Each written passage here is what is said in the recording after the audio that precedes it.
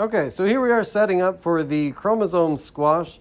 We're going to need some larval fruit flies that I have in this jar, and we're going to put them onto the microscope slide and actually dissect them on the microscope slide, so it'll be all ready to go for the dissecting scope and also the compound scope later. So what we have is a cleared vial of flies. I got the adults out of here, and what are left are the various life stages that you've seen in other labs. So the dark pupae there, that one's pretty close to eclosing with an adult. Other ones in various stages of development. Down in the medium are some larvae.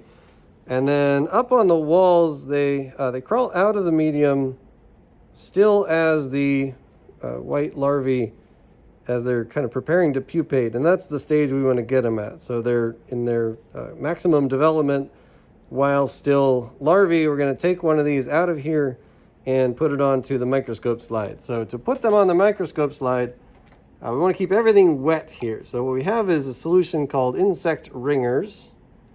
And it's just a solution that will keep the larva from drying out. So in particular, as you put this down on a microscope, or dissecting microscope with the lights on the scope can be pretty bright and hot and dry these out. So we want to make sure they stay pretty moist throughout. So we're going to do this inside of a solution.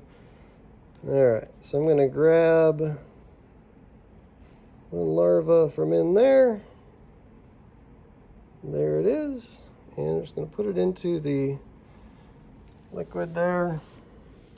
I've put the drop of liquid on one side of the microscope slide, so I'm planning ahead. I'm going to do my dissection in here, and then I'm going to isolate the salivary glands and drag them over into a pool of the chromosome stain that I haven't put on there yet.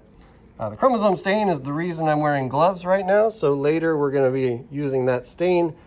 Just a good practice in a lab that's going to be using one of these potentially hazardous chemicals, just to glove up early on and keep the gloves on throughout. So I'm going to transfer this over to our dissecting scope and show you the dissection where we get the salivary glands.